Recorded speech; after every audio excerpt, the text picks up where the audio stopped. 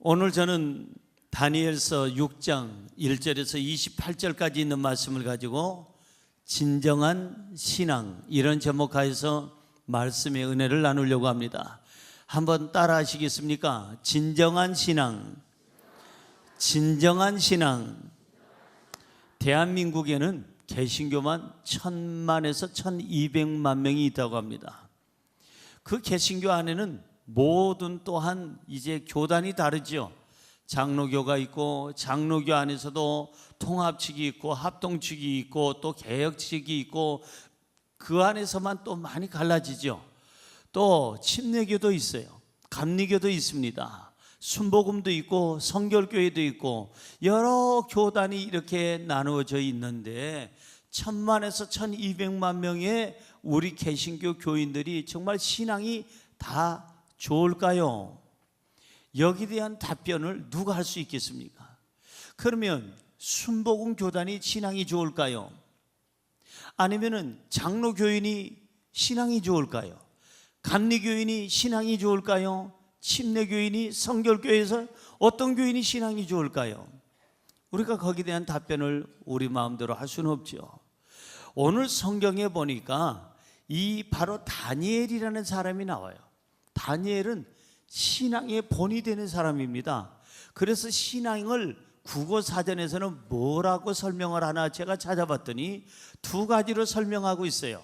신앙이란 첫째, 믿고 받드는 일이다, 이렇게 설명을 하고 있고, 두 번째, 절대자 창조주에 대한 신자 자신의 태도로서 두려워하고 경건히 여기며 자비, 사랑, 의뢰심, 이런 것들을 갖는 것을 신앙이라고 한다라고 국어사전에는 그렇게 써 있습니다. 신앙은 다시 말해서 창조주 하나님을 내가 잘 믿고 그 말씀대로 내 생활 속에 적용해서 사는 삶을 신앙이라고 얘기합니다. 그걸 말해서 붙여서 얘기하면 신앙생활이라고 얘기합니다. 다시 말해서 바른 것을 배웠으면 그것을 생활로 나타나는 것이 바른 생활입니다. 신앙을 가졌으면 신앙을 생활로 연결하는 것이 바로 뭐냐? 신앙생활입니다. 자, 오늘 이 다니엘이라고 하는 사람은 정말 제가 볼 때 너무나도 존경할 만한 부분이 많아요. 신앙을 갖겠다는 사람, 하나님을 믿고 의지하겠다는 사람은 다니엘의 신앙을 꼭 본받아야 돼요. 그럼 다니엘이 삶을 통해서 보여준 신앙이란 무엇일까?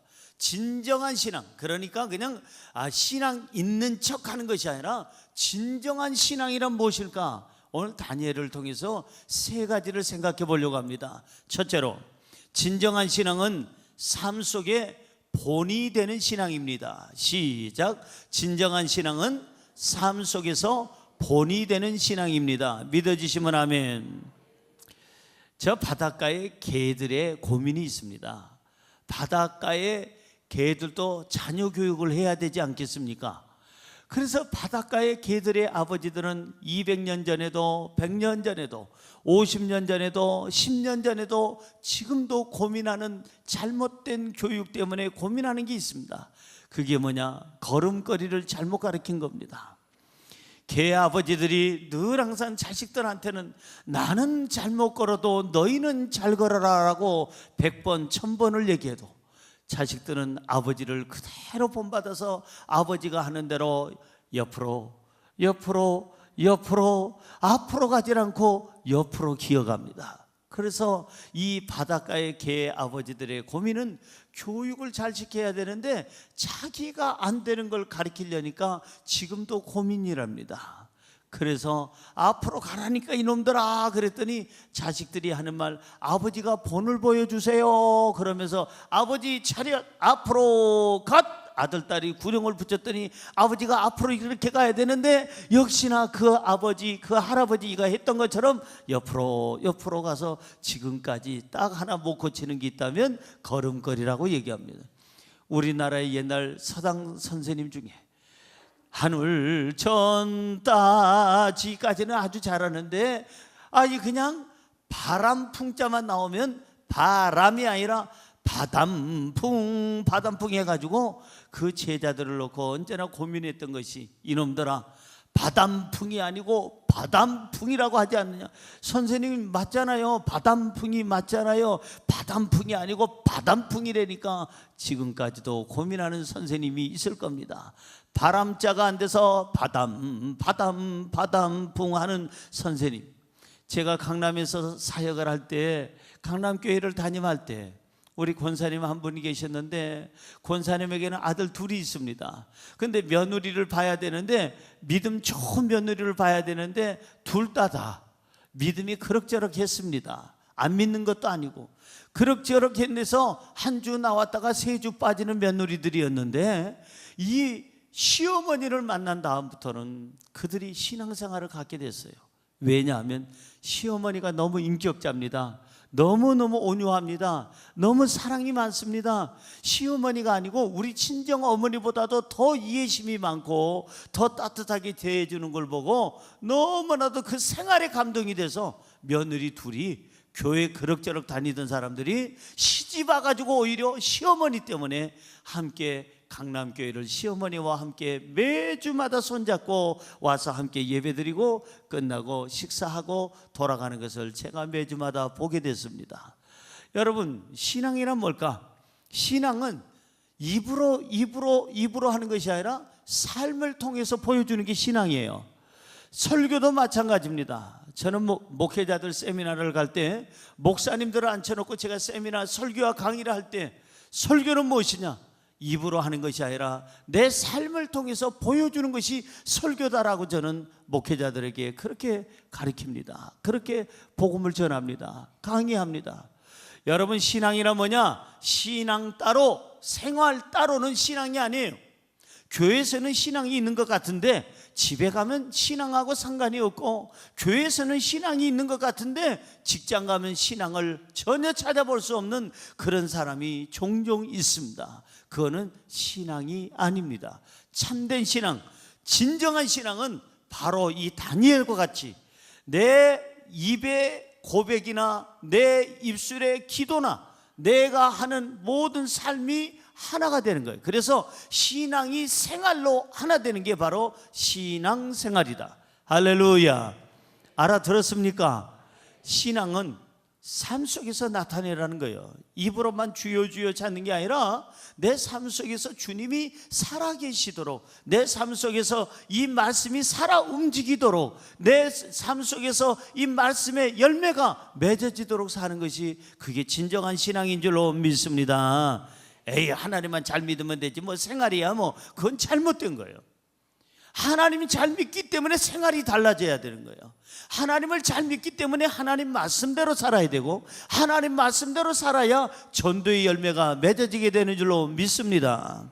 여러분, 이 다니엘은요 너무나도 삶이 본이 됐어요.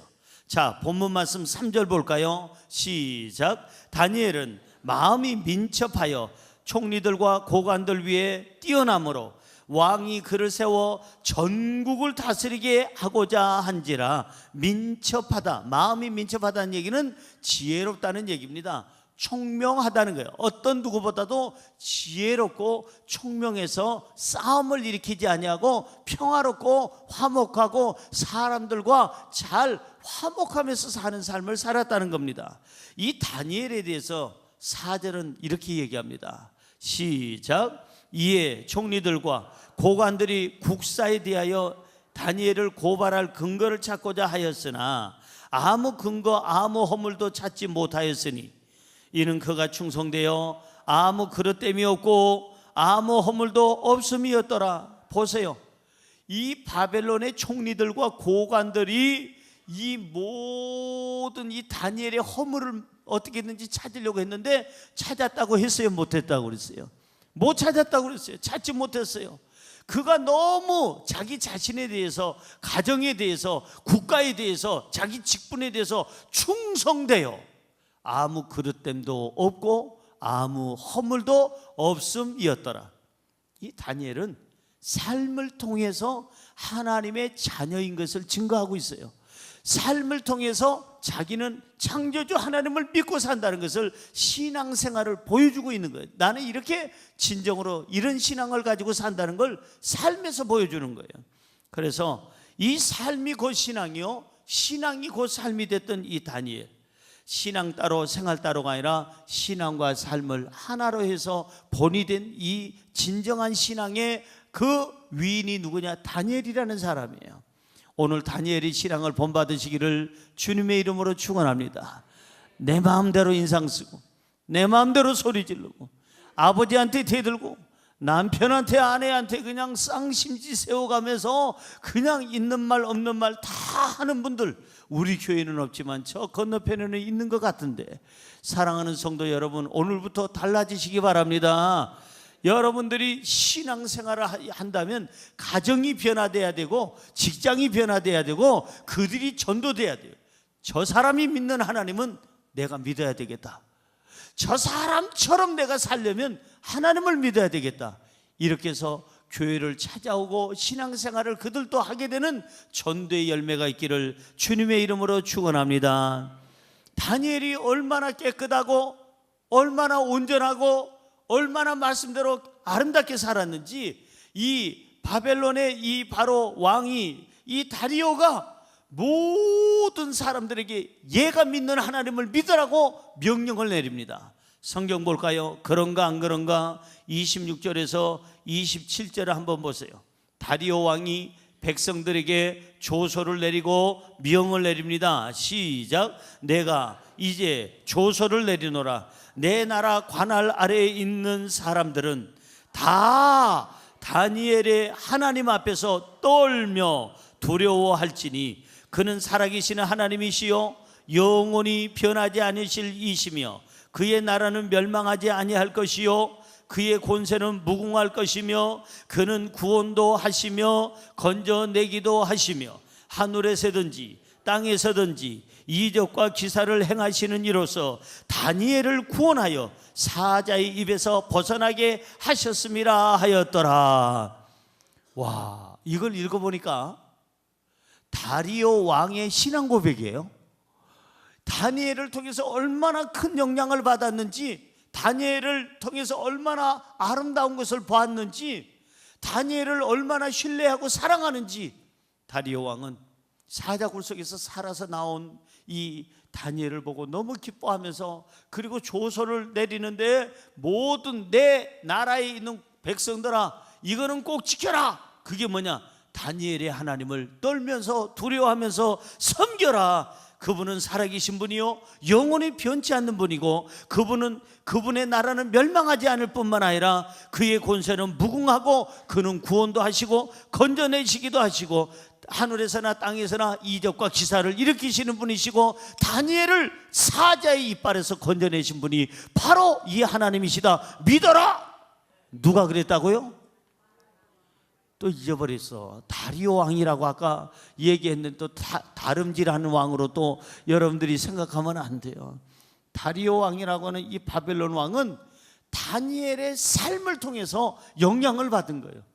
이 사람의 모습이 너무나도 정직하고 깨끗하고 충성스러운 걸 보고 나서, 정직한 걸 보고 이 사람이 믿는 하나님이라면 나는 믿겠노라. 그래서 모든 백성들에게 하나님을 믿으라고 이렇게 조서를 내린 것을 볼 수가 있습니다.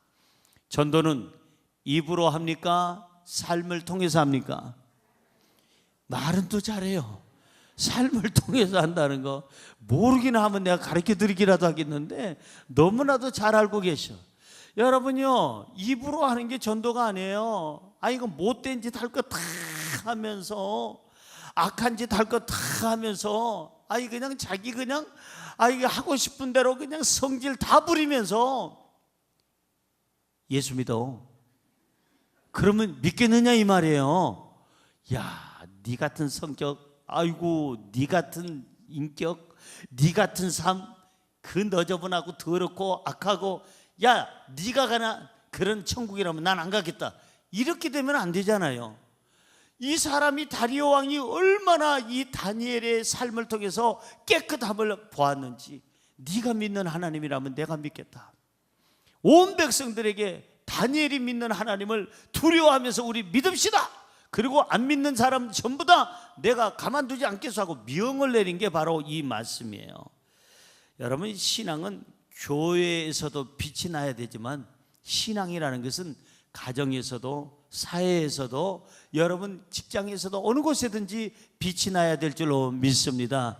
신앙 따로 생활 따로가 아니라 내 신앙이 삶이요, 삶 안에 신앙이 중심이 되어 있는 바로 온전한 정직한 신앙, 진정한 신앙, 다니엘과 같은 신앙을 가지시기를 주님의 이름으로 축원합니다.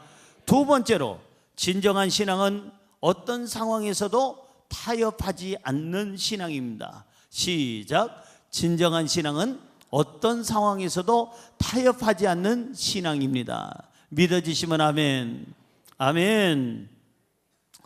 여러분, 이 다니엘은 죽음의 위기가 왔는데 그런데도 불구하고 타협을 안 했어요. 신앙에 있어서는 절대적으로 그는 흔들리질 않았어요. 요즘 사람들 신앙생활하기 쉽지 않습니다. 참 타협을 많이 해요. 사장님하고 술자리 가서도 마음껏 술 마시고, 아유, 이 부장 한 잔이나 두 잔이나 똑같이 뭐 그렇지요 사장님? 뭐 두 잔이나 넉 잔이나 같지요. 그 둘이 사장님이 이 부장을 집사님을 얻고 와. 아니, 불신자인 사장님이 교회 집사님인 아니 그 이 부장을 얻고 오면 되겠느냐 이 말이요. 옆에 분에게 인사할까요? 우리는 그러지 맙시다.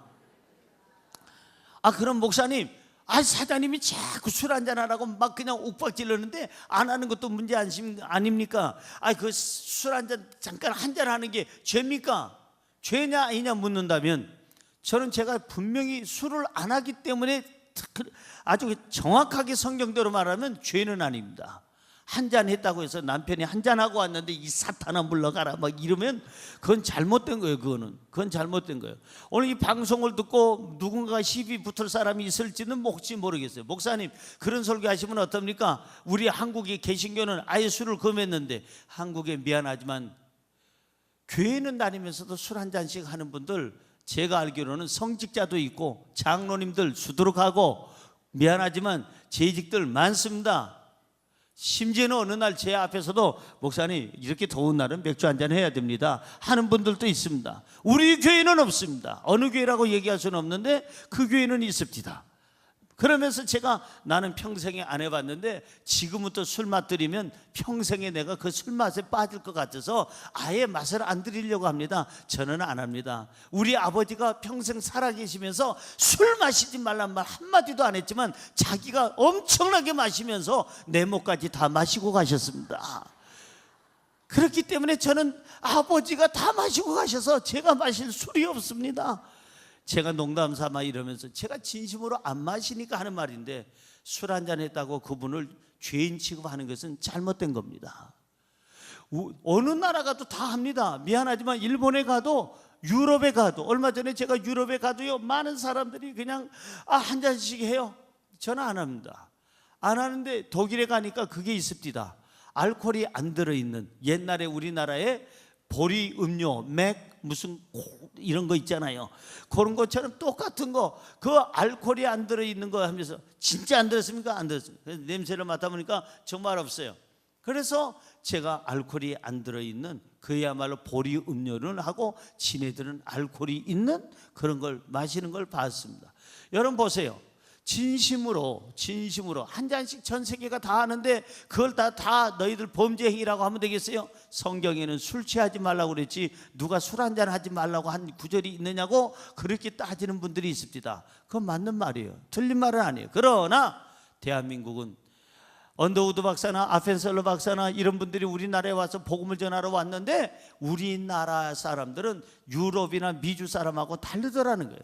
그들은 밥 먹을 때 한 잔 정도 이렇게 같이 곁들여서 먹는데 우리나라는 한 잔을 시작하면 술독에 술이 바닥이 나든지 이 사람 체력이 바닥이 나든지 둘 중에 하나 끝나야 끝났더라 이 말이에요. 그래서 대한민국 사람한테는 안 되겠다, 이 사람들한테는 그냥 술을 처음부터 그냥 못 마시게 해야 되겠다 해서 술과 담배를 완벽하게 끊는 그런 개신교는 전 세계에서 한국밖에 없습니다. 사랑하는 성도 여러분, 그게 한 잔은 괜찮다고 해서 자꾸 한 잔 하면 한 잔이 두 잔이 되고 두 잔이 넉 잔이 되고 넉 잔이 여덟 잔이고 여덟 잔이 이 사람을 완전히 침몰시키는 그야말로 한강에 배 띄우듯이 그렇게 만들어 놓는 거예요. 우리는 타협하지 말아야 돼요. 사장님은 그렇게 살아도 나는 신앙을 지켜야 돼요. 어떤 권력자가 아무리 생명의 위협을 하고 권력으로 그냥 내리쳐도 내가 하나님을 향한 신앙은 변질되지 말아야 될 줄로 믿습니다. 세상의 풍토가 그래도 문화가 바뀌었어도 생활의 풍습이 이렇게 변천사처럼 변해왔다 할지라도 내 신앙만큼은 변하지 말아야 될 줄로 믿습니다. 오늘 본문 말씀 5절 보십시오. 이 다니엘의 신앙이 얼마나 굳건한지 시작. 그들이 이르되 이 다니엘은 그 하나님의 율법에서 근거를 찾지 못하면 그를 고발할 수 없으리라. 어떤 양심이나 도덕이나 생활 가지고 다니엘을 공격을 해봤는데 하나도 흠을 못 찾으니까 이제는 이 다니엘의 신앙을 한번 그냥 흔들어 놔야 되겠다 해가지고 이제 율법에서 근거를 찾으려고 하더라. 자, 그래서 바벨론의 모든 지도자들이 총집합해서 다니엘을 죽일 묘안을 찾습니다. 7절 보세요.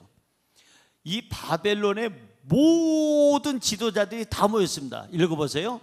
나라의 모든 총리와 지사와 총독과 법관과 관원이 의논하고 왕에게 한 법률을 세우며 한 금령을 정하실 것을 구하나이다. 왕이여, 그것은 곧 이제부터 30일 동안에 누구든지 왕 외에 어떤 신에게나 사람에게 무엇을 구하면 사자굴에 던져 넣기로 한 것이니이다. 자, 이 바벨론의 모든 지도자들이 다 모여가지고 이 다니엘을 죽이려고 한 법률을 세웁니다. 어떠한 법률을 세우는데 그게 뭐냐면 30일 동안 다리오 왕에게만 절하고 그분에게만 구할 수 있고 어떤 신에게나 어떤 사람에게나 절을 하거나 아니면은 무엇을 구하는 행위를 하면은 그 사람은 사자굴에 넣어서 죽이는 조항을 만들어 가지고 그리고 다리오 왕을 이렇게 띄워주면서 이 다니엘을 잡을 그 구실을 잡은 거예요. 그러자 이 왕은 그것을 허락을 하게 됩니다. 허락을 하게 돼서 드디어 이제 이 다니엘이 그 상황에 접하게 됩니다. 죽느냐 사느냐 기로에 있어요. 신앙을 버리느냐 그리고 사느냐, 아니면 신앙을 취하고 다니엘은 사자굴 속에서 죽느냐, 이 선택을 해야 되는 거예요. 자, 본문 10절 보세요. 시작. 다니엘이 이 조서에 왕의 도장이 찍힌 것을 알고도 자기 집에 돌아가서는 윗방에 올라가 예루살렘으로 향한 창문을 열고 전에 하던 대로 하루 3번씩 무릎을 꿇고 기도하며 그의 하나님께 감사하였더라. 딱 걸린 겁니다. 딱 걸린 거예요. 다른 사람 같으면 이 왕의 도장이 찍힌 것을 이미 알았어요. 그러면은 이게 분명히 기도하면은 분명히 이 사람 사자굴 속에 던져져서 죽임을 당한다는 거 알면서도, 자, 여기서 도장에 찍힌 것을 알고도 창문을 열고 전에 하던 대로는 뭐냐면 평상시에 하나님을 예배하고 찬양하고 기도한 것처럼 그대로 그 신앙생활을 죽음의 위기가 와도 공격이 와도 변치 않고 자기 하던 대로 신앙생활을 지키게 됐다는 거예요. 예루살렘을 향해서 창문을 열고 하루에 3번씩 무릎을 꿇고 하나님 앞에 기도를 했더라. 이게 뭐냐? 진정한 신앙인 줄로 믿습니다. 옆에 분에게 인사할까요? 타협하지 맙시다. 신앙을 지킵시다.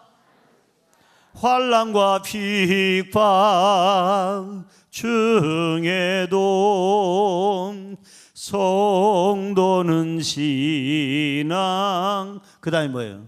지켰네. 환난이 와도 핍박이 와도 어떤 공격이 들어와도 성도는 그 모든 것을 지켰다. 신앙을 지켰다. 손양원 목사님이나 주기철 목사님이나 목숨의 위협을 아니 결국은 순교하기까지 그들이 신앙을 지켰다는 겁니다. 그런데 목숨을 걸고 다니엘도 우리 선조들도 신앙을 지켰는데 우리는 목숨까지도 안 가는데도 그냥 적당히 사장님하고 아니 예수 믿지 않는 또 세상 사람, 죄 짓는 사람, 악한 사람들하고 적당히 타협하면서 신앙생활하는 것은 그건 신앙생활이 아니다 이 말이에요. 진정한 신앙이 될 수가 없다는 거예요.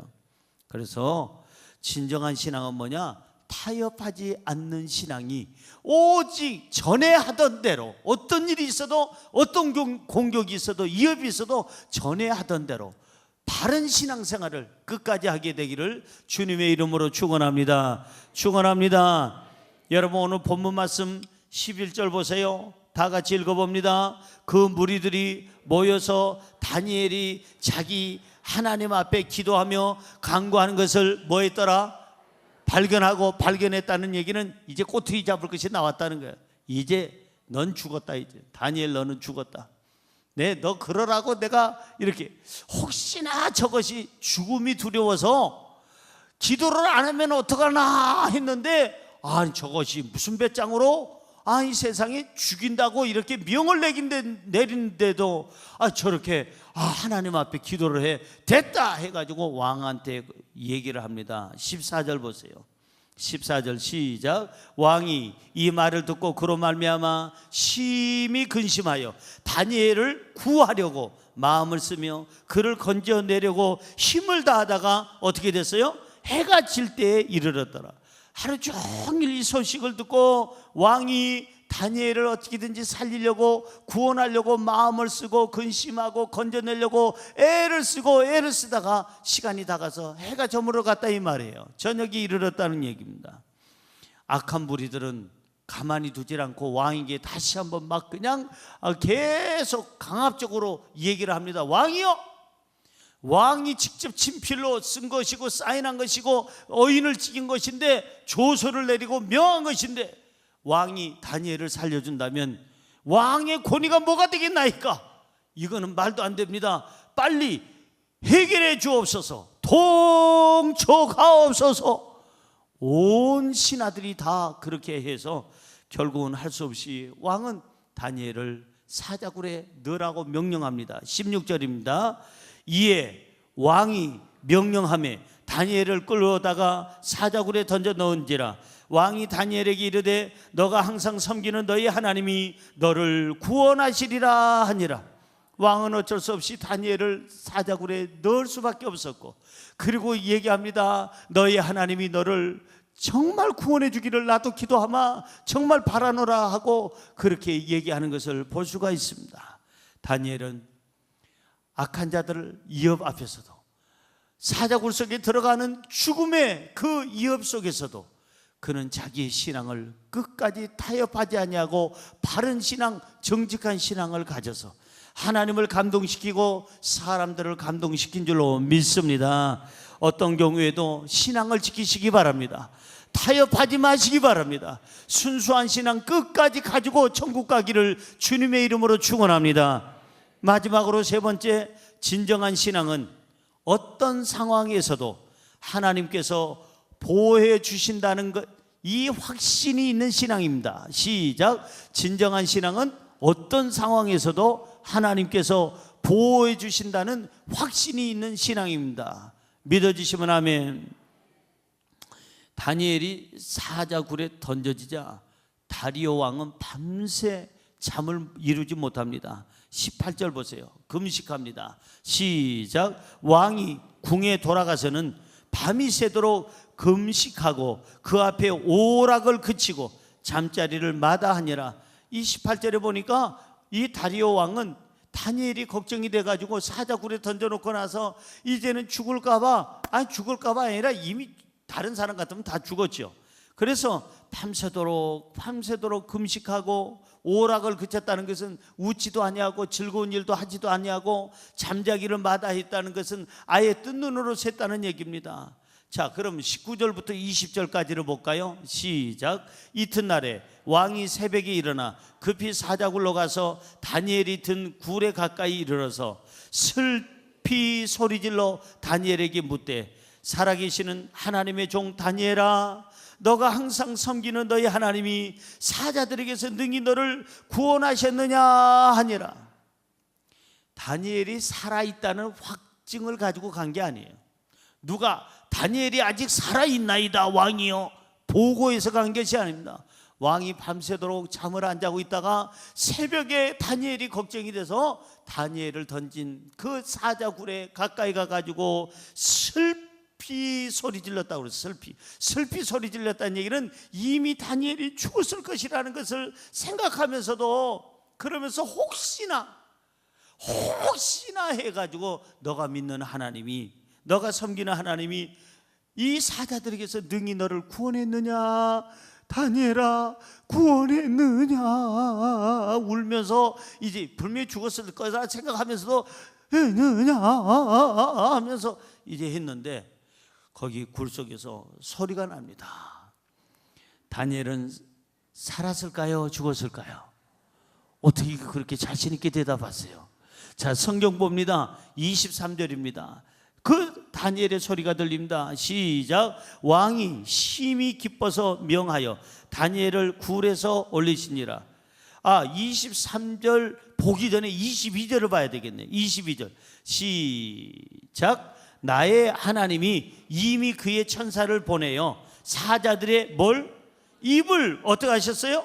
봉하셨으므로 사자들이 나를 상해하지 못하여 싸우니, 이는 나의 무엇이? 무지함이 그 앞에 명백함이 오며, 또 왕이여 나는 왕에게도 해를 끼치지 아니하였나이다 하니라.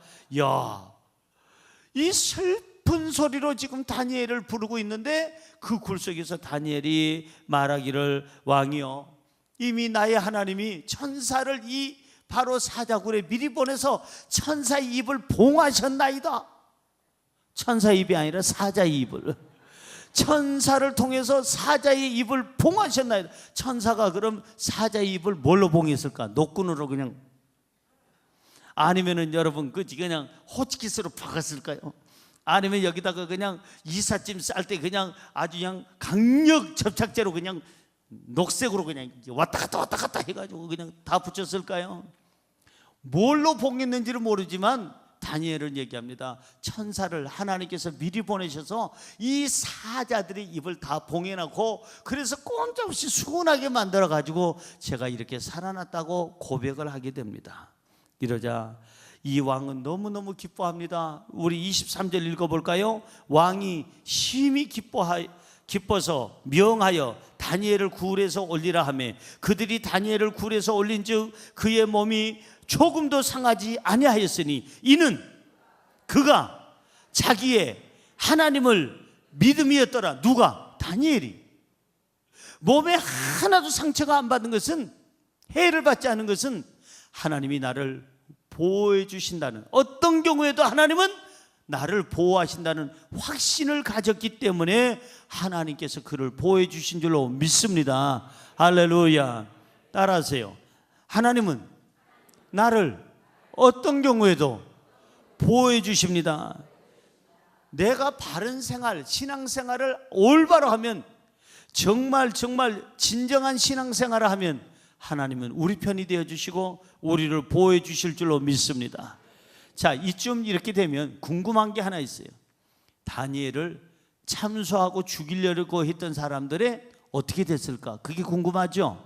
성경 24절은 이렇게 말합니다. 시작. 왕이 말하여 다니엘을 참소한 사람들을 끌어오게 하고 그들의 처와 자식들, 처자들과 함께 사자굴에 던져 넣게 하였더니, 그들이 굴 바닥에 닿기도 전에 사자들이 곧 그들을 움켜서 그 뼈까지도 부서뜨렸더라. 어떻게 된 거예요? 갔시요. 아주 갔시요. 죽은 거예요. 아니 세상에 어젯밤에는 뭐 하나가 오긴 왔는데, 먹이가 들어오긴 들어왔는데 포동포동한 녀석, 이쁘장한 녀석이 와서 먹으려고 했더니 입이 열어지질 않는 거예요. 아무래도 사자들의 입이 열어지질 않아. 이 아구가 딱 붙은 거예요. 도대체 턱관절이 어떻게 됐는지 열어지질 않아. 열어져야 잡아먹던지 하지. 움직여야 되는데 움직여지지도 않아. 그러니까 그저 바라만 보고 있지 하고 먹잇감을 보고 바라만 보고 나를 샜더니 얼마나 배가 고파. 그 다음날 다니엘을 참수하던 사람들, 이 고관들, 이 총리들을 몽땅 잡아서 넣는데 그들만 잡는 게 아니라 세상에 하나님의 종을 건드리려고 했던 사람들, 처자식들까지 다 같이 몽땅 다 넣어가지고 집어 던지자마자 사자들이 입이 봉했던 게 열어지고, 어제 그냥 쳐다만 보고 놓쳤던 먹이가 하나 있었는데 그게 너무나도 아까웠던 터라 이번에는 내려오기도 전에 그냥 받아가지고 뼈까지 부스러뜨려서 먹었다는 얘기예요. 옆에 분에게 인사할까요? 하나님의 사람을 건들면 안 됩니다. 시작.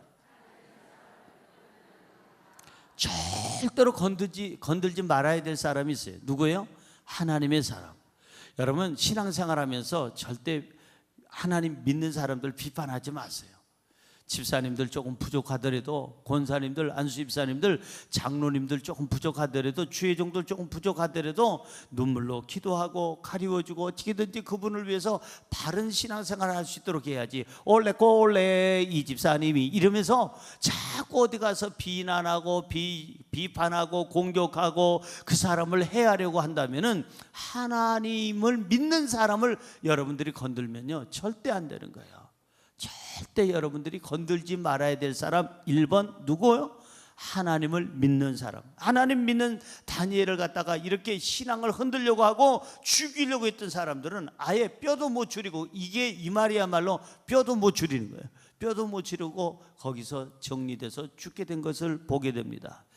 저는요 하나님을 믿는 사람은 이 고백이 있어야 된다고 봅니다. 하나님은 언제나 나와 함께 하십니다. 나와 함께 하시는 하나님은 언제나 어떤 환경에서든지 나를 보호해 주십니다.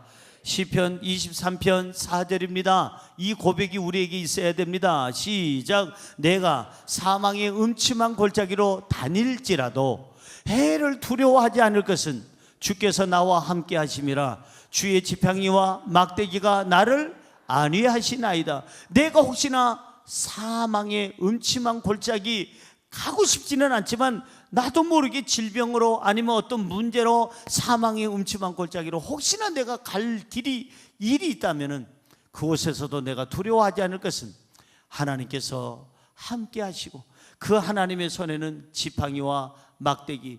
지팡이는 뭡니까? 길을 인도하기 위해서 갖고 계시는 거고, 막대기는 우리를 보호하기 위해서, 맹수들을 쫓아내기 위해서 갖고 계시는데, 그 하나님의 지팡이와 막대기가 우리를 안위하시고 보호할 줄로 믿습니다. 할렐루야. 마지막으로 신앙생활을 잘하는 사람들은 어떻게 될까? 28절을 읽고 마치려고 해요. 진정한 신앙을 가진 사람에게는 이런 복을 줘요. 28절 시작. 이 다니엘이 다리오 왕의 시대와 바사 사람 고레스 왕의 시대에 뭐 했더라? 형통하였더라. 요셉이 하나님과 함께함으로 형통하였더라는 말씀처럼 이 바로 다니엘은 이 다리오 왕 시대와 바사 사람 고레스 왕 시대에 형통하는 자가 되었더라. 여러분들이 흔들리지 않는 신앙, 바른 신앙, 삶과 신앙이 하나 되어서 신앙 생활을 똑바로 한다면 하나님께서 어느 곳에 어느 자리에서든지 우리를 보호하시고 푸른 초장으로 쉴만한 물가로 인도해 주실 줄로 믿습니다. 진정한 신앙은 무엇이라고요? 첫째, 진정한 신앙은 삶 속에서 본이 되는 신앙이 진정한 신앙이고, 두 번째, 진정한 신앙은 어떤 상황에서도 타협하지 않는 신앙이 진정한 신앙이고, 세 번째, 진정한 신앙은 어떤 환경에서도 하나님께서 나를 보호해 주신다는 확신을 가지고 사는 신앙이 진정한 신앙인 줄로 믿습니다. 기도하겠습니다. 하나님, 다니엘을 통하여 진정한 신앙이 무엇인지 확실하게 깨닫게 해주시니 감사합니다. 아버지 하나님, 오늘부터 신앙과 우리의 삶이 따로따로 있는 것이 아니라 신앙이 삶이요 삶이 신앙이 되게 하여 주옵소서. 어떤 환경에서도 타협하지 않게 하여 주옵시고, 어떤 환경에서도 하나님이 나를 보호하신다는 확신 속에 살게 하여 주옵소서. 예수님의 이름으로 기도드리옵나이다. 아멘.